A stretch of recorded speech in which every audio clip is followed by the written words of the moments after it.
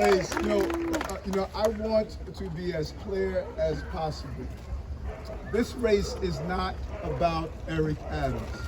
This race is not about Eric Adams. There's a subtext that we are missing. The subtext is what I intentionally carried out on the campaign trail. It is the clear subtext. Stay focused. That's just distraction. We're not going to be distraction. We're not going to be distracted. Stay focused. Stay disciplined and grind. Stay focused. Stay disciplined and grind.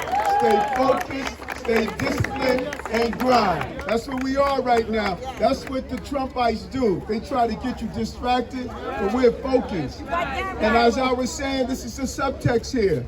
I intentionally, on the campaign trail, I did something that we are hardwired to do as human beings.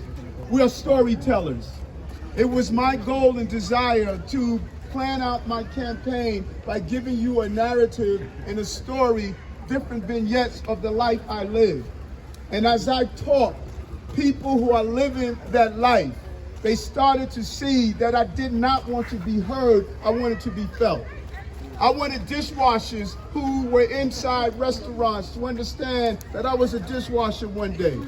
I wanted people who were sitting in Rikers Island in a holding cell to say that where I am is not who I am. And Eric Adams was arrested as a child, but he went to become a captain in that same police department. I wanted people who were going to school at night, trying to wonder and figure out how they were going to pay their next tuition, to understand that Eric Adams went to school at night and it took 14 years to go through and get his master's degree. I wanted those 3-year-olds and third grade students who were sitting in the classrooms with learning disabilities to know that bending the road is not the end of the road, and we give you the resources and you can make the turn, because Eric Adams had a learning disability, and now I can be the person that's in charge of the school system that's going to help those children.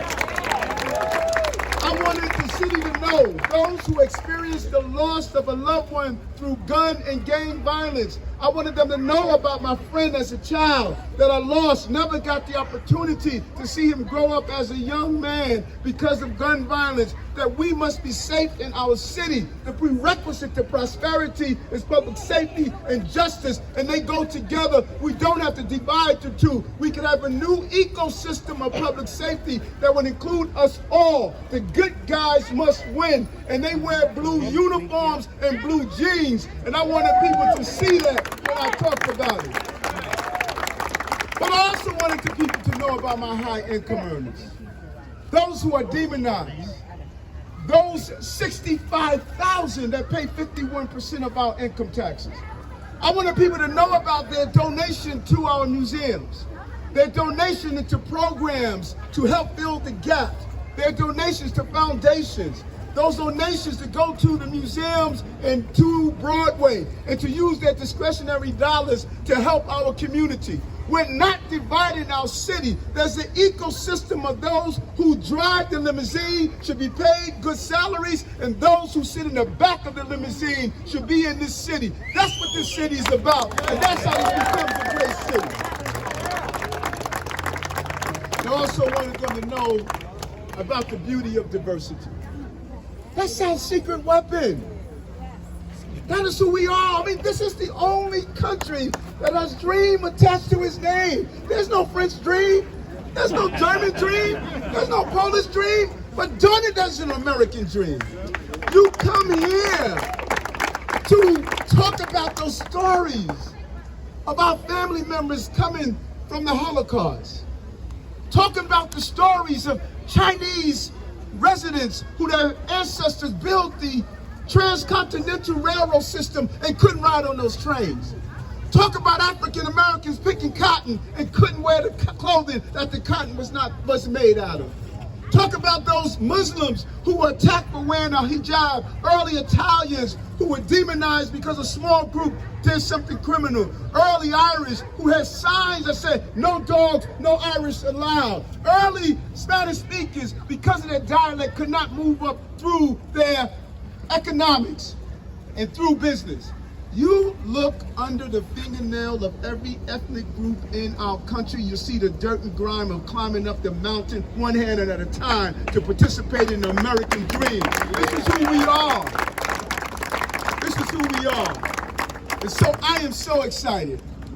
I was waiting to say, just get Julie elected so we could have a partner.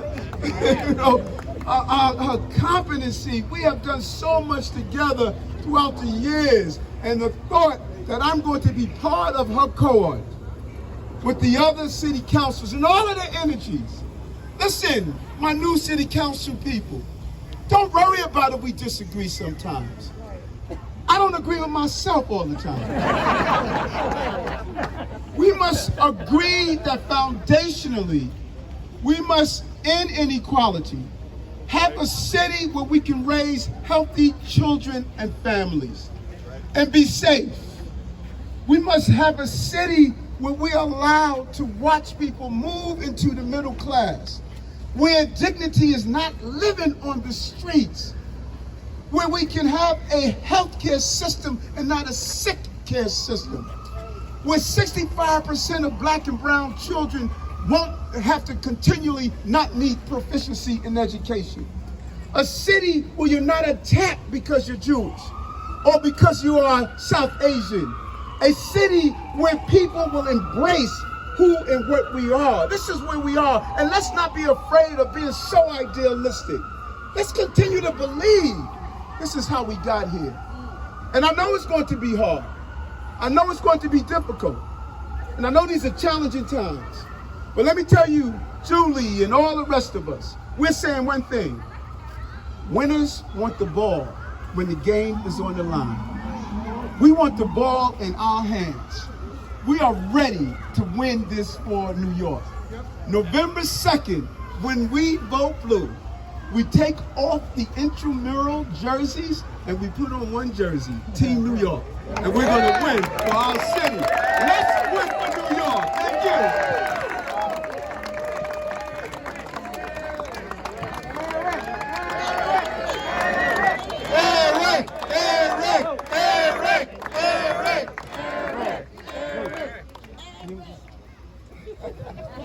Thank you, everyone. Muchas gracias.